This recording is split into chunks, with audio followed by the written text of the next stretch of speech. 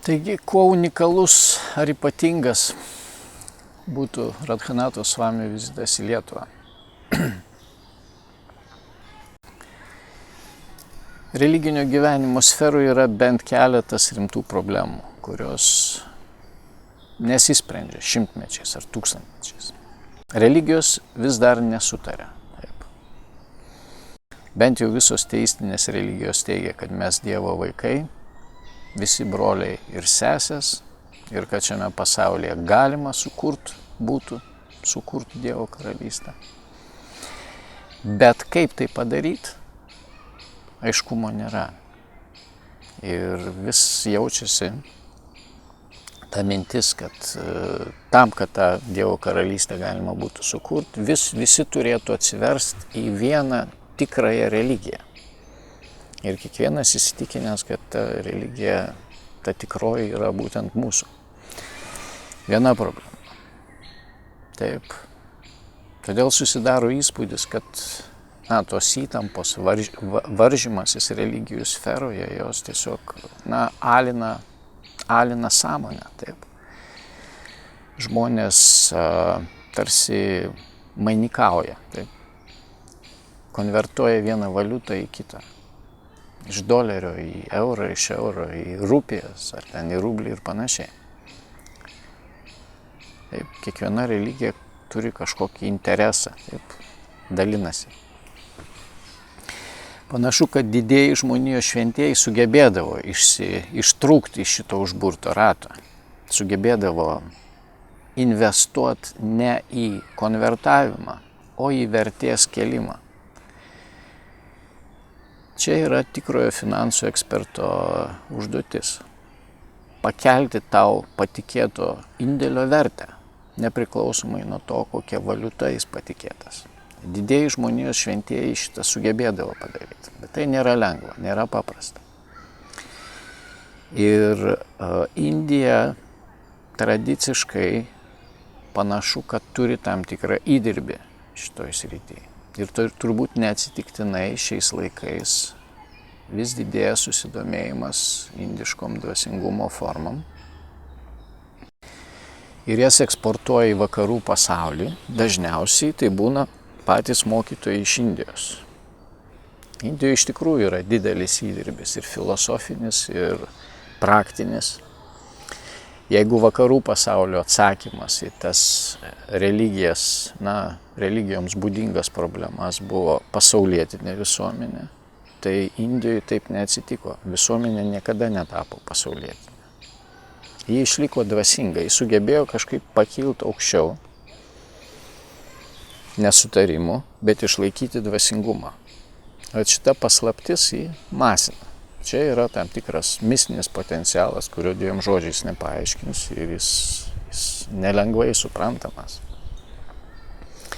Ir turbūt dėl tos priežasties vakarai žmonių ieškančių dvasingumo žvilgsniai krypsta į Indiją. Ir tą paslaptį daug kas bando įminti ir, reiškia, vis karts nuo karto atvažiuoja kas nors iš Indijos su savo, reiškia, receptais, su savo pasiūlymais. Tokių, kurie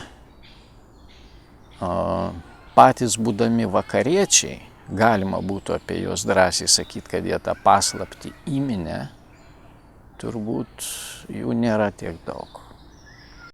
Tai Radhanathas Swamis panašu, kad iš tokių žmonių. Nes jo bendruomenė Mumbajuje, klestinti bendruomenė, pas juos su lekcijomis vieši įvairių religinių tradicijų atstovai, skaito paskaitas, visa bendruomenė klausosi įvairių filosofijų, įvairių pažiūrų, niekas dėl to nesiginčia, nesipeša. Kaip sakant, yra tas sugebėjimas, kaip pats Radhanathas Swamis sakė ir kaip Mahatma Gandhi suformulavo, taip, kad mūsų civilizacijos didžiausia puošmena bus mūsų sugebėjimas įžvelgti vienovėje įvairovę. Ir tai bus ir pats didžiausias iššūkis. Tai tą sugebėjimą žvelgti vienovę įvairovėje, kuris ir yra būdingiausias Indijos dvasinės kultūros bruožas. Panašu, kad Mumbajaus bendruomenė ne vien teoriškai išpažįsta, bet sugeba gyventi pagal tos principus. Ir Radhanathas Svamis laiko savo mokytojais ir motina Teresa, ir Dalai Lama, ir daugelį kitų, įvairioms tradicijoms atstovaujančių asmenybių. Ir jis pats, kiek aš jį pažįstu asmeniškai, esu kelis kartus šnekėjęs, jis pats yra žmogus, kuris būtent net iš jo kalbos manieros matai, kad jis gyvena amžinybėje, neskuba, labai neskubrus. Jis, pavyzdžiui, gali tave apsikabinti, kaip mano drauga tokie. Apsikabino ir stovėjo 45 minutės. Tiesiog svečiuose, kieme. Atsisveikindamas, apsikabino ir stovėjo 45 minutės. Labai neįprasta, taip. Bent jau vakarų pasaulį, kur visą laiką kažkur lekiam, skubam. Čia iškart matai, kad žmogus iškritęs iš kažkokio kito pasaulio. Primena, pavyzdžiui, Pranciškų Asyžietį, kuris eidamas keliu, įsivaizduojat, žmogus eina juk paprastai su kažkokiu tikslu. Pranciškus Asyžietis eidamas keliu, jisai sustodavo, surankiodavo vikšrus, kirminus, nuneždavo į laukus, kad gink Dieve jau kas nors nesutraiškytų, nesumindžiotų ir tada eidavo toliau. Taip. Yra tas jausmas, amžinybė. Tokie atvejai, kai tas Indijos dvasingumo paslaptis skelbia vakariečiai, yra netokie dažni. Ir dar retesni atvejai, kai tos vakariečius patys indai pripažįsta, myli, vertina gal net labiau negu vakariečiai. Unikalu tai, kad paprastai tai vakariečiai kūrė bendruomenės, taip skleidžia tą mokymą vakaruose. Radhanathos Svamio, ta pagrindinė bendruomenė, jo šeima, galima sakyti, taip yra Bombėjuje, Mumbajuje. Tai retas atvejis, kad milijonai indų garbintų vakarietį. Dėl to, kad jis jiems paaiškina jų pačių kultūros paslaptis. Bet iš tikrųjų yra taip, ten klestinti bendruomenė. Jie kiekvieną dieną maitina šimtus, lūšnynuose maitina šimtus tūkstančių vaikų mokyklose, lūšnynų mokyklose. Pasistatė ligoninę, kurioje sudaro sąlygas gydytis ir neturtingiesiems. Turtingieji moka brangiau tam, kad jų kaimynas neturtingas galėtų gydytis nemokamai. Radhanathas Svami pažįsta tie tradiciniai atsiskyrėliai asketai, kurie saniasiai, svamiai, mokytojai, guru, kurie atsižadėję visko gyvena šventose vietose. Jis su jais, jie seni geri draugai. Čia labai retas reiškinys. Neatsitiktinai vienas iš ryškiausių, nors ir nedidelių epizodų iš Radhanathos Svamio knygos Kelionė namo yra tas, kur jo draugas hinduistas visą laiką jo mėgstamiausias pašnekovas yra musulmonas. Jie nuolat nagrinėja Koraną, Bhagavad Gitą, lygina, gretina, aiškinasi tos dvasinius klausimus. Ir būtent ne hinduistas su hinduistu, ne bendraminčiai, kaip mes tai paprastai būtumėm linkę suprasti, o tokių gal netgi ir gana konfrontuojančių religijų šalininkai. Taip. Ir Radhanathai Svamiui irgi kyla klausimas, ką jie vienas kitame atranda. Jis užduoda tam savo draugui šitą klausimą, kas čia yra, kad jūsų neperskirsi, jūs visą laiką su juo, su tuo musulmonu aiškinatės ir atrodo, jūs taip įsitraukia į tos pokalbį. Juk jūsų religijos tai skirtingos. Ir tas hinduistas jam atsako, žinai, kaip šuo visada atpažins savo šeimininką, kad ir kaip jis būtų persivilkęs, kokiais drabužiais jis būtų apsirengęs. Taip ir žmogus, kuris iš tikrųjų turi tikrus santykius, kurios santykiai su Dievu yra tikri, jis jį pažins kiekvienoj religijoje.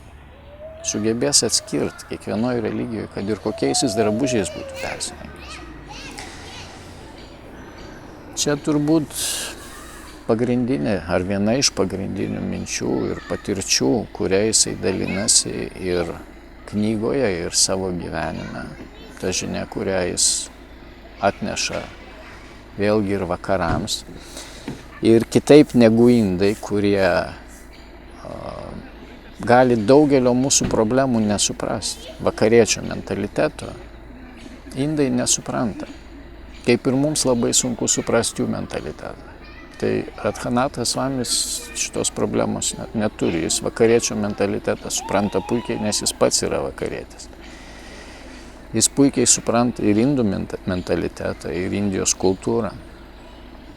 Tai faktas, nes patys indai jį labai vertina, brangina ir myli.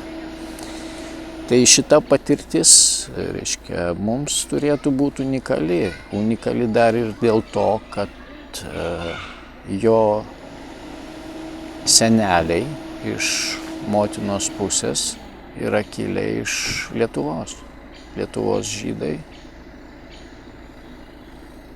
Ir jis matyti irgi turi tam tikrą sentimentą Lietuvai, nes šiaip čia jo mokinių yra labai nedaug. Įprastom sąlygom esant, jis čia neatvažiuotų tikriausiai. Bet jis turbūt turi kažkokį sentimentą ir nori aplankyti savo protėvių žemę. Tai manyčiau, kad mums bus pasisekę. Šituo verta pasinaudoti. Taigi tikiuosi pasimatyti, susitikti Kompenso salėje, kur jisai skaitys paskaitas. Siūlau nepraleisti progos paklausyti. Pasaulinio garso jogas Radhanathas Svamis atvyksta į Lietuvą.